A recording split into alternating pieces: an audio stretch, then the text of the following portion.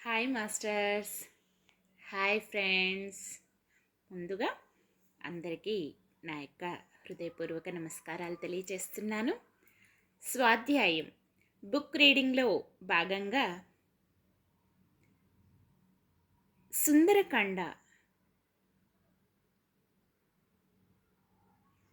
నుంచి ఎంతో అద్భుతమైనటువంటి జ్ఞానాన్ని తీసుకుంటున్నాం కదా. సో మరి ఈరోజు కూడా చక్కగా జ్ఞానాన్ని తీసుకుంటూ ఆధ్యాత్మిక ప్రయాణంలో ముందుకు సాగుదాం. Okay my dear masters and dear friends, మరి మనం ధ్యానంలో ఉంటూ ఈ జ్ఞానాన్ని స్వీకరిస్తున్నాం కదా. అలాగే ఈరోజు కూడా ధ్యానానికి సిద్ధమవుతూ ధ్యానంలో ఉంటూ ఈ జ్ఞానాన్ని తీసుకోవాల్సిందిగా కోరుకుంటున్నాను. మన కోసం మనం రోజులో ఒక 30 నిమిషాలు కేటాయించుకుందాము. మరి అందరూ సిద్ధంగా ఉన్నారా? చక్కగా ఉన్న చోటనే స్థిరమైన సుఖ ఆసనంలో కూర్చోండి. వేళ్ళలోకి వేళ్ళు పెట్టుకోండి. మీ 2 కళ్ళను కూడా క్రాస్ చేసుకోండి. మీ 2 కళ్ళను కూడా క్లోజ్ చేసుకోండి. అందరూ ధ్యానంలో ఉంటూ ఈ జ్ఞానాన్ని తీసుకుంటున్నారనే అనుకుంటున్నాను. అలానే చేయండి. మీ అనుభూతిని నాతో షేర్ చేసుకోండి. ఎంతోమంది ఈ జ్ఞానాన్ని తీసుకోవాలని మనస్ఫూర్తిగా కోరుకుంటున్నాను. అదేవిధంగా ఈ ఆధ్యాత్మిక ప్రయాణంలో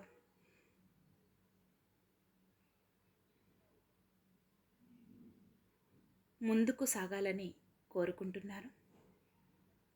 మన ఛానల్ ఇంకా ఎంతో అద్భుతంగా ఎదగాలి అని కోరుకుంటున్నాను.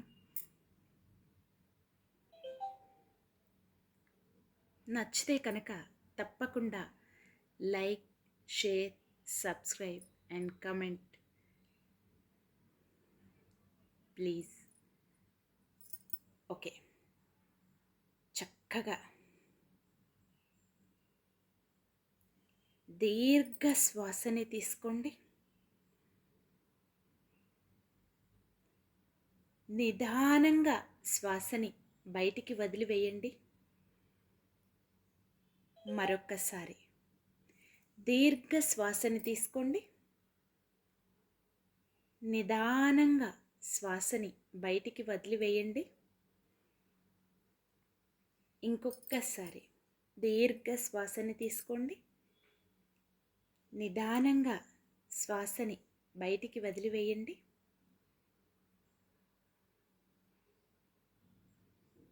ప్రశాంతమైన మనస్సుతో, ఏకాగ్రతతో చక్కగా ఎరుకతో ఉంటూ సహజంగా జరిగేటటువంటి శ్వాసక్రియను గమనిస్తూ శ్వాసతో అనుసంధానమవుతూ మీ అంతరంగాలలోకి ప్రయాణించండి. My dear masters and dear friends,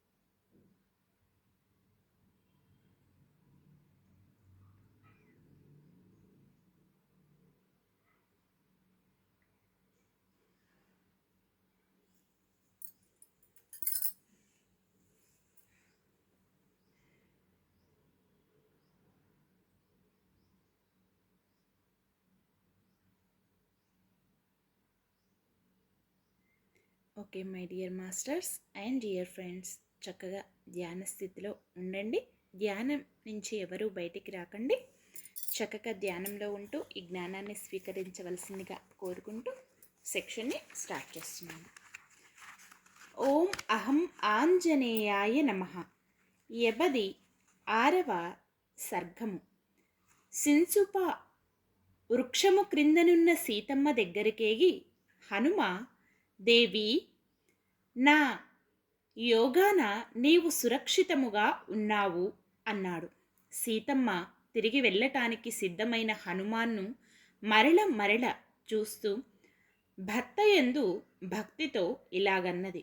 శాత్రవ భంజన Hanuma, నీ ఒక్కడివే రాక్షసులందరినీ చంపి రాముని దగ్గరకు చేర్చగలవు నన్ను. దీనివలన నీకు కీర్తి వస్తుంది, రామునికి మాత్రమూ రాదు. శాత్రవ భంజకుడగు రాముడు లంకను చెండిననుకొని పోయిన ఆయనకు పేరు వస్తుంది. మహాత్ముడు రాముడు యుద్ధమునకు ఇటకు వచ్చుటకు నీవు ప్రోత్సహించాలి. మహాత్ముడకు రాముడు యుద్ధమునకు ఇచ్చుటకు వచ్చుటకు నీవు ప్రోత్సహించాలి. అర్థము కలది విశ్వాసమున్న హేతుకము అగు సీతమ్మ మాటలు విని హనుమ ఆమెతో ఇలా అన్నాడు. అమ్మా, వానర వృక్ష సేనతో రాముడు తొందరగా ఇచ్చటకు వస్తాడు. శత్రు నాశనము చేసి నిన్ను తీసుకుపోగలడు. హనుమ సీతమ్మను ఓదార్చి వెళ్ళగా నిర్ణయించి ఆమెకు నమస్కారము చేశాడు. ఆ కపిశ్రేష్ఠుడు స్వామి దర్శనం ఉత్సుకుడై అరిష్టగిరిని ఎక్కెను. హనుమ పద్మకమనే చెట్లతో నుండి నల్లనైన తోటలు, నలుపు వస్త్రములు కట్టుకున్నట్లు, చివర మధ్యలో వ్రేలాడు మేఘాలతో కండువ ధరించినట్లు, భాస్కర రశ్మి వలె మేలుకొలుపుచున్నట్లు, పైకి తేజస్సు విరజిమ్ము ధాతవులనే నేత్రాలతో చూచుచున్నట్లు, జిలజిలమను సెలయేళ్ళు ధ్వని వేదనాదముగా అచట అనేక చెట్లు హస్తములు జోడించి తపస్సులాగా చర్యల నుండి పడుచున్న నీటి శబ్దములు అంతా అక్రాందనము చెయ్యునట్లు, శరత్కాల మేఘాలతో కదురుట వణుకుచున్నట్లు, క్రూర సర్పాలు బుసకొట్టుట నిశ్వాసము వలె మంచున నిండి వణుకుచున్నట్లు, క్రూర సర్పాలు బుసకొట్టుట నిశ్వాసము వలె మంచున నిండి ధ్యాన యోగాన ఇంద్రియ గుహాల ధ్యానించుచున్నట్లు, మేఘ వరోధాలు గిర్లతో నడువనించినట్లు,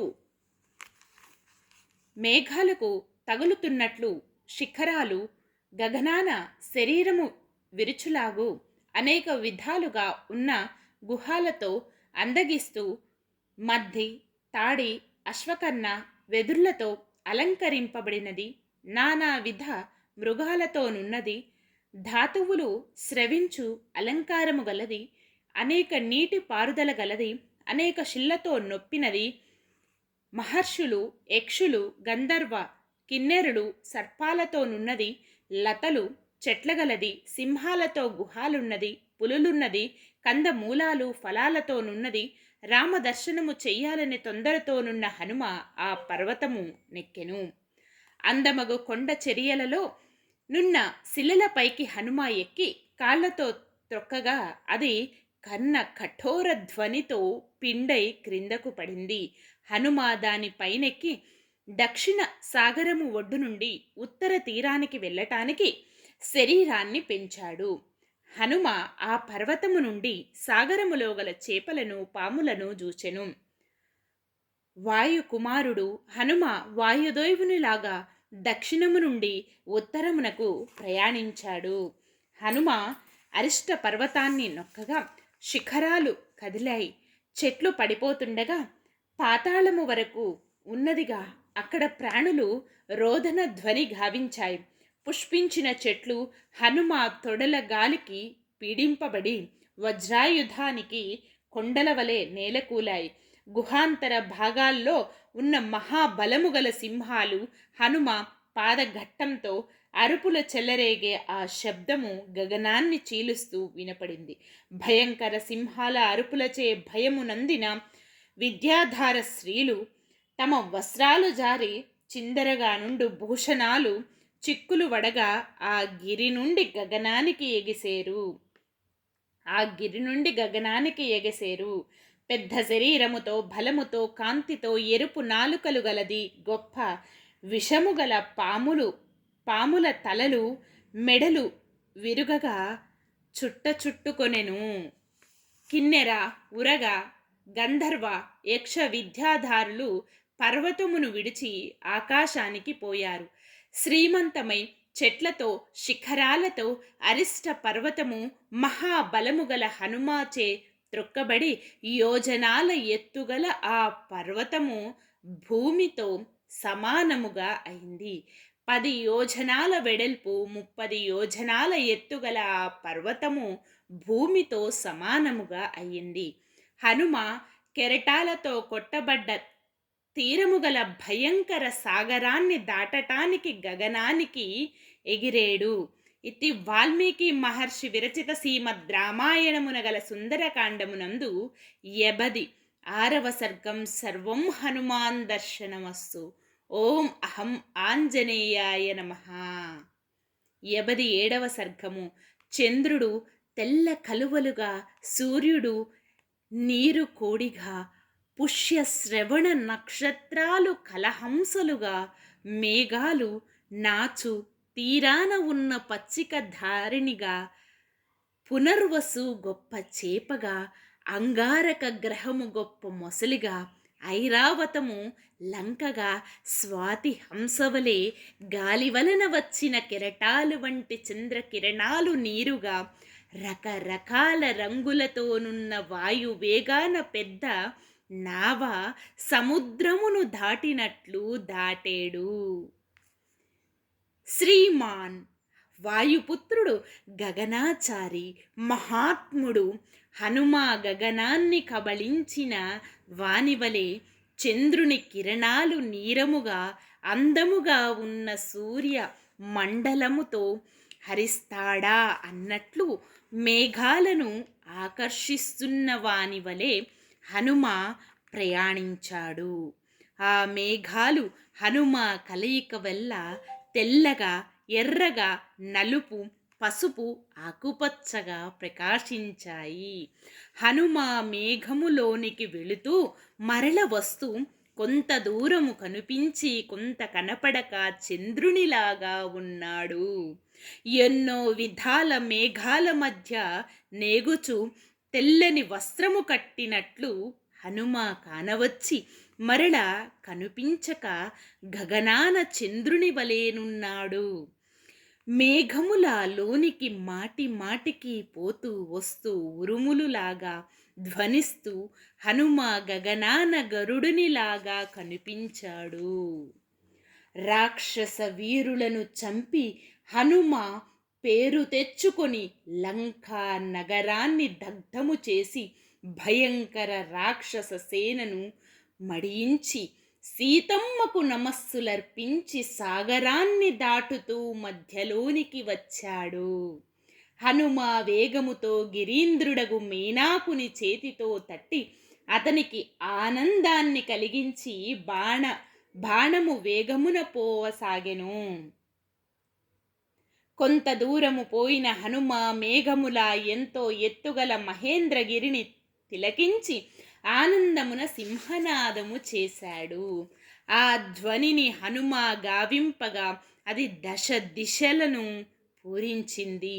అంతా హనుమ తన మిత్రులను చూడాలను కోరికను సింహనాదము చేసి వాలాన్ని విదిలించాడు. గరుడు ప్రయాణించిన గగనాన సింహనాదము చేయు హనుమ పెనుధ్వనికి ఆకాశము సూర్యమండలములతో బ్రద్దలగుచున్నట్లుండెను. సాగరోత్తరపు ఒడ్డున ఉన్న మహాబలులు హనుమ కొరకు ఎదురు చూస్తున్న వానర వీరుడు వాయు ప్రేరణ చేత మేఘ గర్జన వలె హనుమ తొడల వేగమును వచ్చు ధ్వనిని విన్నారు. హనుమ ఇంకా రాలేదని దిగులుగా ఉన్న ఆ వానర వీరులంతా ఉరుముల వంటి ఆ ధ్వనిని వినిరి. ఆ ధ్వని వినిన వారందరూ స్నేహితుడైన హనుమానును చూడాలని ఎంతో ఉవ్విళ్ళూరుచున్నారు. వానర శ్రేష్ఠుడగు జంబవంతుడు సంతోష హృదయముతో ఆ వానరులనందరినీ రప్పించి ఇలా అన్నాడు: హనుమ కార్యము విజయము గావించియే వస్తున్నాడు, సంశయము లేదు. అలా కార్య విజయమందగా ఇలాంటి సింహనాదాన్ని అతడు చేయడు. మహాత్ముడు హనుమ హస్తములు తొడల ధ్వని విని వానర వీరులందరూ గంతులు వేయసాగారు. వారు హనుమాన్ను చూడాలని ఒక వృక్షము నుండి ఇంకొక చెట్టు కొనకు, ఒక గిరి నుండి ఇంకొక పర్వత శిఖరానికి సంతోషముతో దూకసాగారు.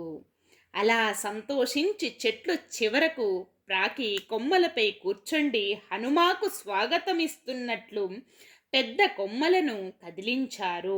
బలవంతుడు వాయుకుమారుడు హనుమ వాయువు కొండ గుహాలలోకి వెళ్ళి గర్జించినలాగా గర్జించారు. మేఘముల లాగా వస్తున్న మహాకపి హనుమానును చూచి వానరులందరూ నమస్సులర్పించారు.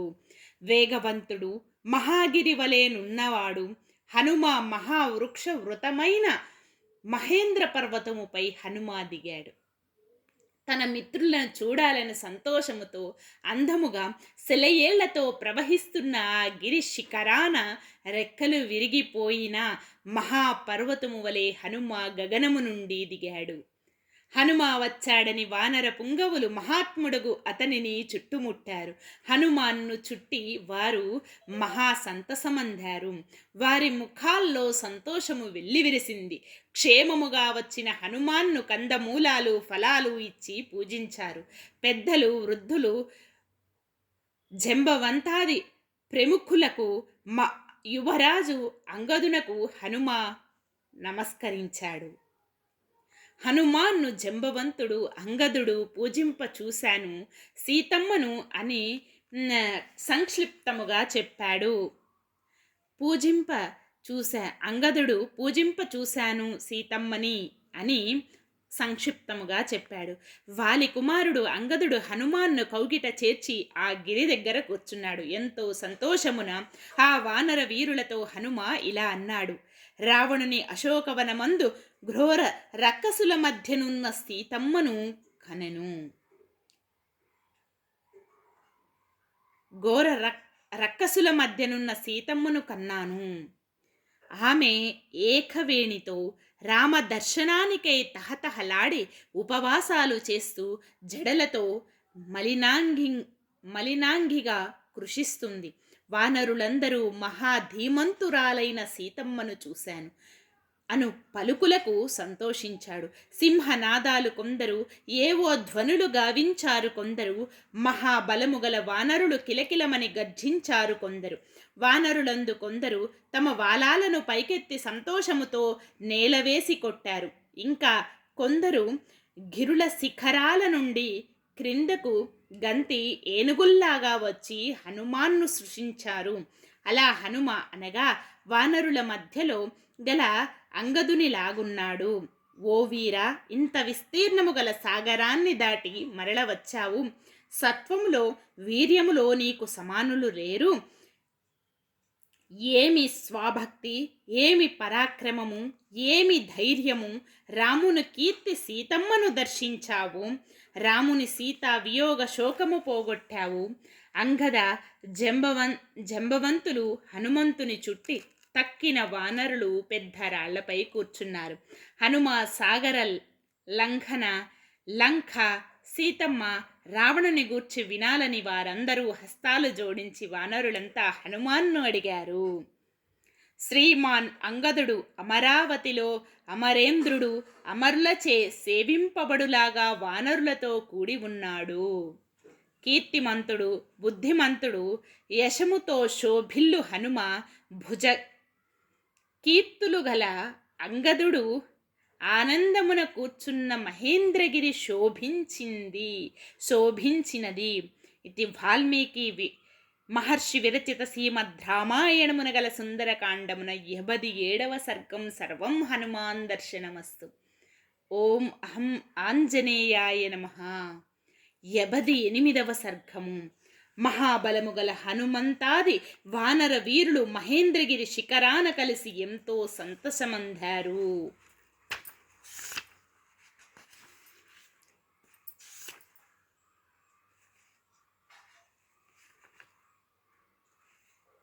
ప్రతి సంహృష్టుడై సంతసమున నున్న జంబవంతుడు సీతమ్మను చూసి వచ్చిన విధము చెప్పమన్నాడు. నీవు దేవినెలా చూశావు?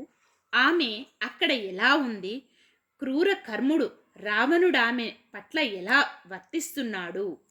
మహాకపి, ఆ విషయమంతా ఉన్నది ఉన్నట్లు మాకు చెప్పు. అప్పుడు ఏం చెయ్యాలో ఆలోచిద్దాం. కిష్కందలో రాముని దగ్గర ఏది చెప్పాలో దేనిని చెప్పకూడదో ఆత్మవంతుడవు నీవే మాకు చెప్పుము. అలా జంబవంతుడు హనుమ శరీరము పులకింప సీతమ్మకు నమస్కరించి ఇలా చెప్పాడు.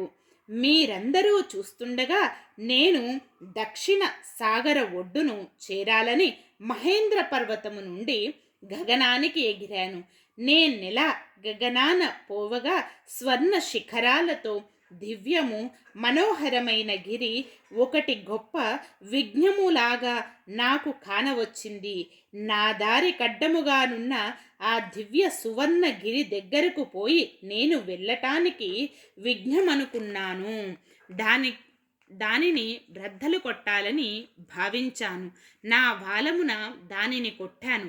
సూర్యుని వంటి తేజము గల అది 1000 ముక్కలయ్యింది. అప్పుడా పర్వతము పుత్రు అని మధురముగా పలికి నాకు మనోల్లాసాన్ని కలిగించింది. నేను నీ తండ్రి వాయుదేవునకు పుత్రుడన్నగుట నీకు పినతండ్రిని. నా నామము మేనాకుడు. నేనుండు ఇది ఈ సాగరము. నేనుండు నది ఈ సాగరము. పుత్ర, మునుపు గొప్ప గిరులకు రెక్కలుండేటివి. అవి భూమంతా తిరిగి జీవులను బాధించుచుండేవి. పాక శాసనుడైన మహేంద్రుడు వాని రెక్కలు 1000 ముక్కలుగా వజ్రాయుధములతో చీల్చాడు. మహాత్ముడగు నీ తండ్రి వాయుదేవుడు దేవేంద్రుని బారి నుండి నన్ను రక్షించాడు. అతనికి కనిపించకుండా నన్నిక్కడ దాచాడు. శాత్రవ మర్దన, రామునకు సహాయము చెయ్యాలి. రాముడు ధర్మాత్ముడు, మహేంద్రునకు సమవిక్రముడు. అలాగన్న మహాత్ముడగు మేనాకుని వచనము విని నా కార్యము వినిపించింది, ముందుకు సాగాను. మహాత్ముడు మేనాకుడు నాకు వెళ్ళటానికి అనుజ్ఞనిచ్చాడు. అలా నాతో మానవునిగా మాట్లాడి మరల గిరి అయి సాగరాన నిలిచింది. నేను గొప్ప వేగాన ప్రయాణిస్తున్నాను. అలా గగన మార్గాన పోవుచున్నాను. అలా వెళుతూ నాగమాతను సురస తల్లిని చూచాను. సాగరము నడుమన్ నాతో ఇలా అన్నది. ఓ వానరవీరా, సూర్యుడు నన్ను తినమని నిన్ను ప్రసాదించారు. చాలా కాలానికి దొరికావు అన్నది. అలా సురస అనగా నేను హస్తాలు జోడించి కళ లేని మోముతో ఇలా అన్నాను. దశరథ కుమారుడు రాముడు శ్రీమంతుడు, సోదరుడు లక్ష్మణుడు భార్య సీతమ్మతో దండకాటడవిలో ఉన్నాడు. దురాత్ముడు రావణుడు ఆ సీతమ్మను అపహరించాడు. రామ శాసనాన దూతనగు నేను వెళుతున్నాను. నీవు రాము రాజ్యాన ఉన్నావు.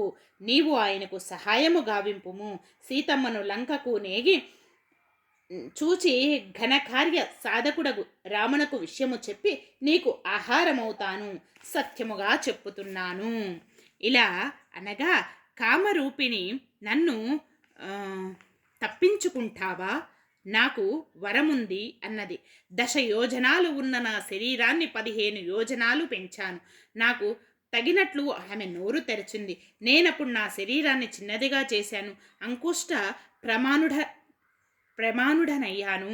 ఆమె నోటిలోనికి వెళ్ళి మళ్ళీ బయటికి వచ్చాను. సురస కూడా తన నిజ రూపాన్ని చూపించింది. కపిశ్రేష్ఠ, హాయిగా వెళ్ళిరా. మహాబాహుడవగు వానరా, సీతమ్మను రామునితో చేర్పు. నీవు సుఖమందుదువు. భూతాలన్నీ బాగునని ఘని ప్రశంసించాయి. గరుడుని లాగా నేను గగనానికి వెళ్ళాను. అంతలో నా ఛాయను ఎవరో క్రిందకు లాగుతున్నట్లు ఉంది. ఏదీ కానరాలేదు. నా వేగము తగ్గింది. దిశలకు చూశాను. ఎందుకలా జరిగిందో తెలియదు. నేను గగనాన వెళ్ళుచుండగా రూపము కనిపించక విఘ్నం ఎందుకు జరిగిందో అని అనుకున్నాను. అలా అని కిందకు చూశాను. భయంకర రక్కసి నీటి యందు కానవచ్చింది. అది నన్ను చూచి పెద్ద శబ్దమునరించింది. ఆ సందర్భముగా వినరాని వాక్యము పలికింది. గొప్ప శరీరధారి, ఆకలితోనున్న నాకిష్టమైన భక్షానివి దొరికావు. ఎంతకాలము నుండో తిండి లేని నాకు నీ పెద్ద శరీరము లభించింది అన్నది. అలాగే అని దాని నోటికన్నా నా శరీరాన్ని పెద్దది చేశాను. ఆమె నోరు పెంచింది. అది నా రూపాన్ని ఎరుగదు. దానికి అపకారము చేస్తానని ఊహించలేదు. నేను నా రూపాన్ని తగ్గించి దానిని గుండెను పీకి గగనానికి పోయాను. అలా పీకి వెయ్యగా పెను పర్వతములాగా ఆ భయంకర రాక్షసి సాగరాన పడ్డది. గగనాచారులైన సిద్ధచారణులు సింహిక భయంకరిని హనుమ హతమరుచాడని అనగా విన్నాను. అలా దాన్ని ఆలోచిస్తూ ప్రయాణింపగా దక్షిణ సాగర తీరమునకు వెళ్ళాను. అక్కడే లంకానగరం ఉంది. సూర్యుడు అస్తమించాడు. భీమ విక్రమము గల రక్కసులకు తెలియకుండా లంకా నగరాన ప్రవేశించాను. అలా లంకలో ప్రవేశించానో లేదో ప్రళయకాల మేఘర్భటిక లాగా అట్టహాసాన ఒక రాక్షసి నా ఎదురుగా నిలిచింది. జ్వలించే అగ్నిలాగా ఎరుపు తల జుట్టుతో భైరవాకారముతో నన్ను చంపాలని ఎంచిన దానిని ఎడమ ముష్టితో పడగొట్టి రాత్రి అంతా లంకలో జొచ్చాను. వీరా, నేను లంకను రక్షించు లంకిని. విక్రమముతో నన్ను జయించావు. రాక్షసులందరినూ నిర్జించుతావు. రావణంతఃపురమున ప్రవేశించాను. సర్వరాత్రి సీతమ్మను అన్వేషించాను. ఎక్కడా లేదు. రావణుని నివాసమున సీతమ్మను కానక దుఃఖ సాగరము దరిగాన లేకపోయాను. అలా దుఃఖముతో బంగార ప్రాకారము చేనున్న గృహోపవనాన్ని చూచాను.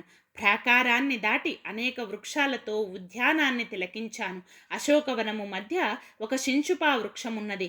దానిపై నుండి బంగారు అరటి తోటను చూచాను. ఆ వృక్షానికి దగ్గరగా వరవర్ణిని కమల పత్రాక్షి ఉపవాసముల వలన కృషించినది సీతమ్మను చూచాను. ఆమె ధూళితోనున్న శిరోజాలు శోక సంతాపముతో దీనురాలై భర్త హితాన్నే కోరినది. రక్త మాంసములు తిను ఆడ బెబ్బుల నడుమ లేడిలాగా క్రూర రాక్షస కాంతుల మధ్యనున్నది.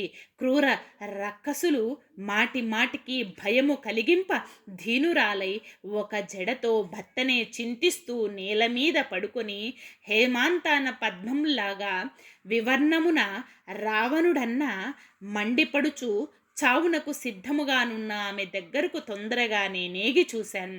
రాముపత్ని యశస్విని సీతమ్మ ధీనురాలుగా నుండగా ఆ శింశుపా వృక్షము కొమ్మ నుండి చూశాను. హలాహల శబ్దాలతో అందెల సవ్వడి అధిక గంభీరముగా రావణుని నివేశనము నుండి వినపడింది.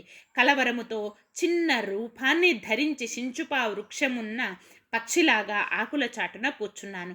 రావణుని భార్యలు మహాబలుడగు రావణుడు సీతమ్మ దగ్గరకు వచ్చారు. మహాబలము గల రావణుని గని సీతమ్మ తన ఉరువులను 2 చేతులతో కప్పుకొని వక్షస్థలము కూడా కనిపించకుండా చేసింది. దాన్ని గాంచి భయము చెందినదై అటు ఇటు చూస్తున్నది. తపస్విని రక్షించువారు లేనిదియు నేలపై పడినది. పరమ దుఃఖముతో నున్నది. నన్న ఆదరింపమని కోరినది. ఆ అహంకారి నన్ను గర్విస్తావా? ఇంకా 2 నెలలు గడువిస్తున్నాను. నీవు లొంగవా? నీ రక్తాన్ని త్రాగుతాను అన్నాడు. దురాత్ముడు రావణుని వాక్కు లాలించి కోపముతో ఇలా అంది. రాక్షసాధమా, అమిత తేజుడగు రాముని భార్యను, ఇక్ష్వాకుకుల పెద్ద దశరథుని కోడలను నన్ను అనరాని మాటలాడు నీ నాలుక కింద పడకున్నదేలా? నా భర్త లేనప్పుడు నన్ను అపహరించావు. దీనివలన నీ పరాక్రమము తెలుస్తోంది. నీవు రామునికి సరికావు. అతని దగ్గర ధ్యాస ధ్యాస దా దాస్యానికి పనికిరావు. రాముడు యజ్ఞాలు చేశాడు, సత్యవంతుడు, యుద్ధమన్నా సంతసించువాడు. సీతమ్మ ఆడిన పరుష వాక్యులకు రావణుడు చితులోని అగ్నిలాగా ఒక్కమారు మండిపడ్డాడు. కన్నులు త్రిప్పుతూ దక్షిణ పిడికిలతో సీతమ్మను చంప ప్రయత్నింప తక్కిన స్త్రీలు అహాహాకారాలు చేశారు. దురాత్ముడు రావణుని భార్య ఆ కాంతల మధ్య నుండి లేచి మండోదరి అతనిని అడ్డుకున్నది. మన్మధారు తడగు వానికి మధురముగా ఇలా అన్నది. మహేంద్ర సమ విక్రముడవు, ఈమె నీకెందుకు? దేవ గంధర్వ యక్ష కన్యలున్నారు, వారితో కూడు. ఈ సీత ఎలా? మహాబలుడు రావణునకు ఆ కాంతలు సరిది చెప్పగా తన భవనానికి పోయాడు. రావణుడు పోవ వికృత మోములు గల రాక్షసాంగనులు సీతమ్మను దారుణ వాక్యులతో భయపెట్టారు. వారి మాటలు గడ్డిపోచలులాగా భావించి సీతమ్మ ఊరకుండెను. వారి మాటలు కొరగానెమయ్యాయి. మధ్య మాంసాశనులు గర్జించి రావణులకు సీత విషయము తెలిపారు. రాక్షసకాంతలు వారు సీతమ్మ తమకు లోబడదని నిరాశ నిస్పృహలై నిరుద్యములై సీత ప్రక్క పడుకున్నారు. పతిహితము కోరు సీతమ్మ ఎంతగానో దుఃఖించింది. వారిలో నుండి త్రిజట అను రక్కసి లేచి, మీరు నన్ను తినండి. జనక నందిని దశరథుని కోడలు శ్రీరాముని భార్య సీతమ్మ చనిపోదు. కలలో చూశాను. దారుణము, శరీరము పులకరించినది. రాక్షసుల నాశనము, ఈమె భర్త విజయము కలలో చూశాను. రాముడు ఈమె మూలముగా మన్లను కాపాడుతాడు. ఈమెను ప్రార్థిద్దాం. ఇదే నాకు నచ్చింది. ఇలా వచ్చిన కళ చూస్తే ఈమెకు ఈ దుఃఖాలన్నీ పోయి సుఖిస్తుంది. మనకు బాధలు రాకుండా చేస్తుంది.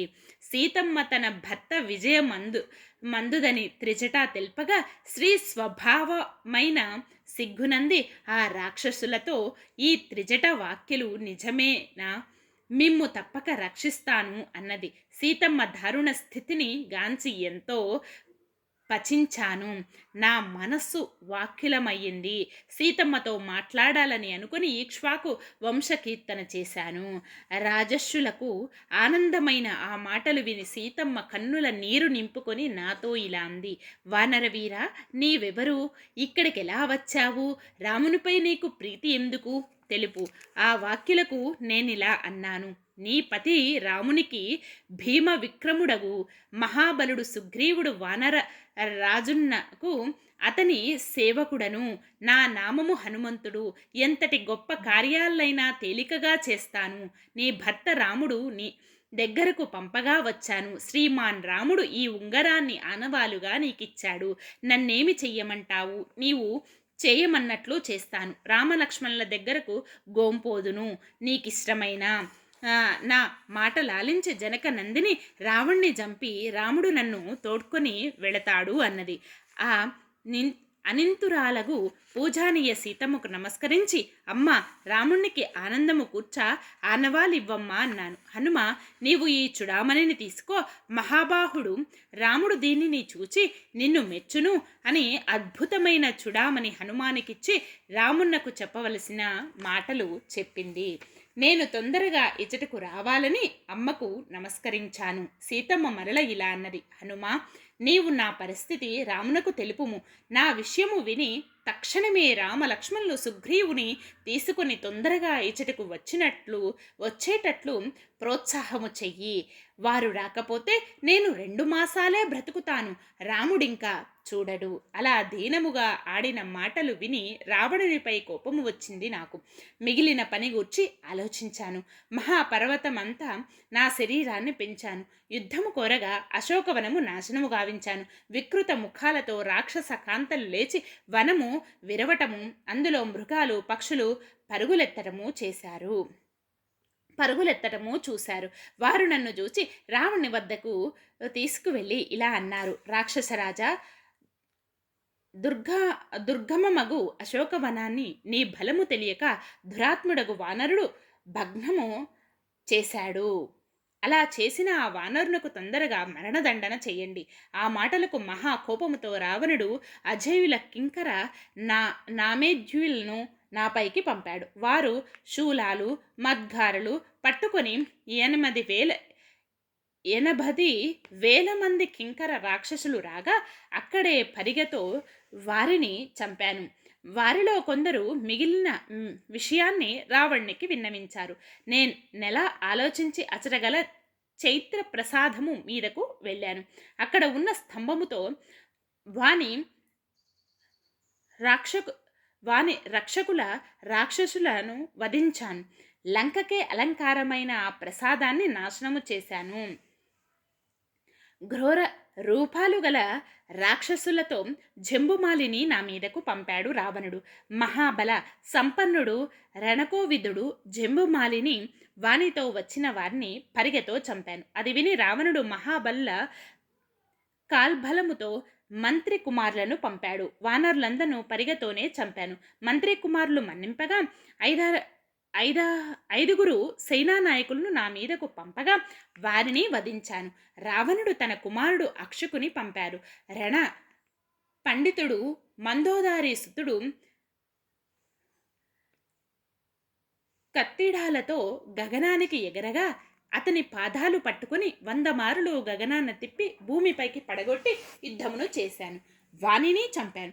అప్పుడు రావణుడు మహాకోపముతో యుద్ధ దుర్మాత్ముడు మహాబలుడు తన కుమారుడు ఇంద్రజిత్తును పంపాడు. ఇంద్రజిత్తును వానితో వచ్చిన రాక్షసులందరినీ నీరసించిన వారుగా చేసి సైనానందించినాను. రావణుడు ఎలాగైనా జయించాలని ఇంద్రజిత్తుతో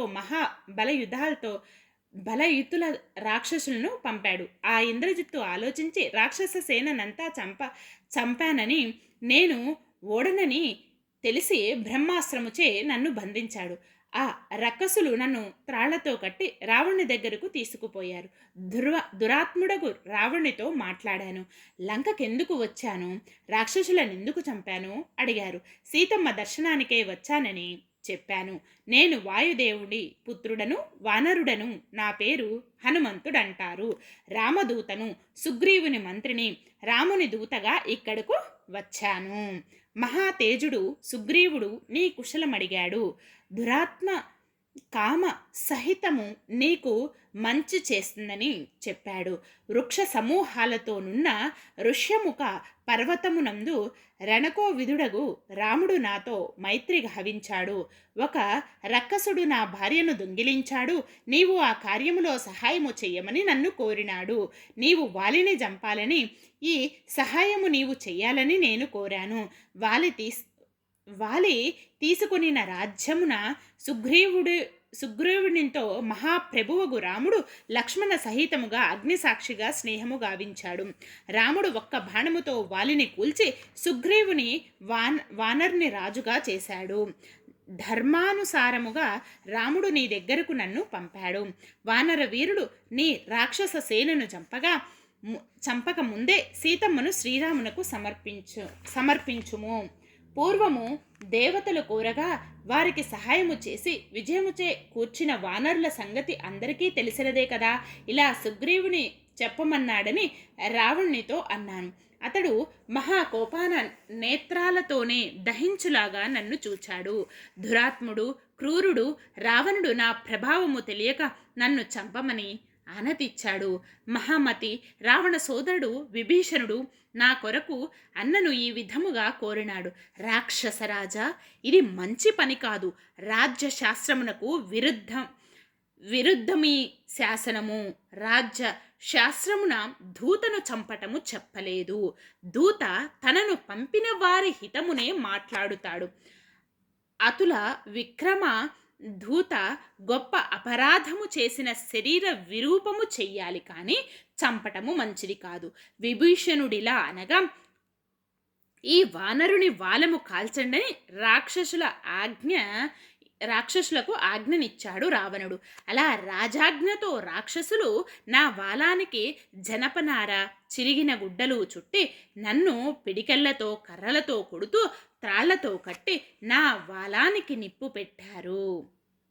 ఆ వీర రక్కసులు కట్టబడినట్లు నన్ను కాల్చుచున్న వాలముతో లంకనంతా త్రిప్పుచు ఈ వానరుడు చేసిన తప్పుకు తగిన దండనము వాలము కాల్చడమని పెద్ద గోల గావించారు. అప్పుడు నా పెద్ద శరీరాన్ని చిన్నదిగా గావించుకొని కట్లు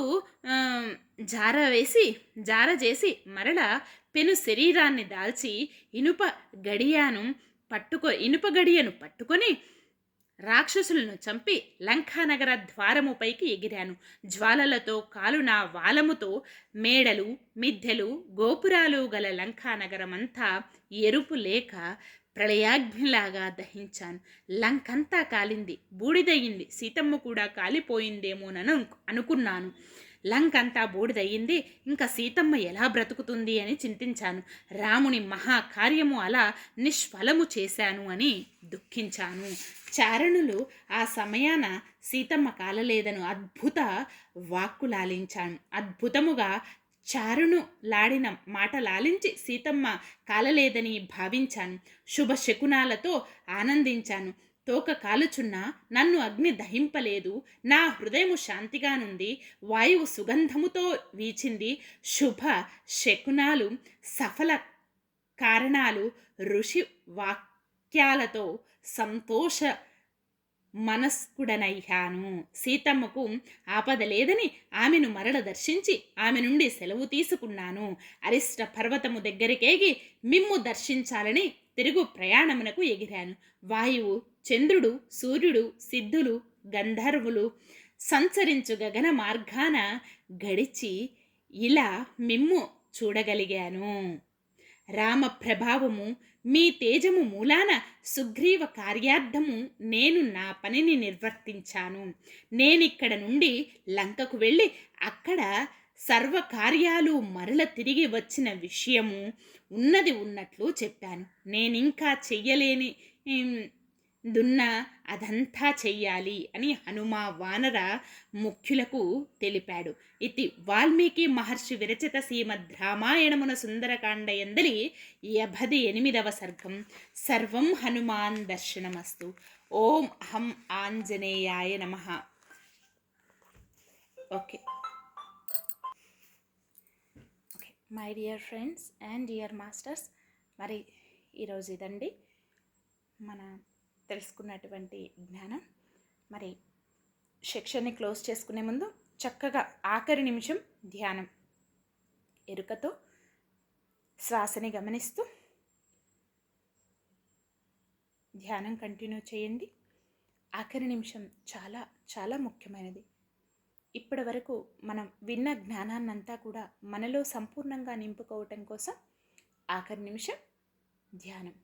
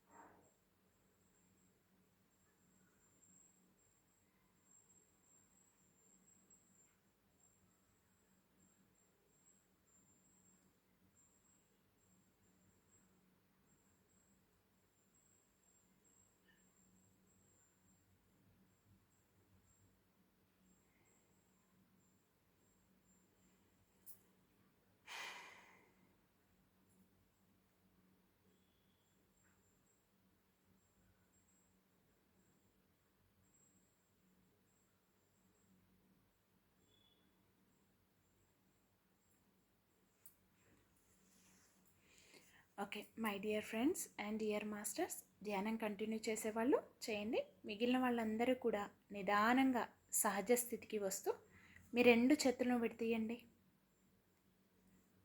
మీ రెండు చేతులను రెండు కళ్ళ మీద పెట్టుకోండి. 5 4 3 2 1 0. రెండు చేతులను మీ కంటికి ఎదురుగా పెట్టుకొని నిదానంగా కళ్ళని ఓపెన్ చేయండి. Thank you, thank you, thank you. Okay, ఇంత అద్భుతమైనటువంటి జ్ఞానాన్ని తీసుకోవటానికి సహకరించిన అందరికీ అన్నింటికీ నా యొక్క హృదయపూర్వక కృతజ్ఞతలు తెలియజేస్తున్నాను. Thank you everyone, love you everyone, thank you to all, love you to all, thank you universe, love you universe, thank you, thank you, thank you. Survey జన సుఖినో భవంతు. మరొక సెక్షన్లో మళ్ళీ కలుసుకుందాం. Please like, share, subscribe to my channel.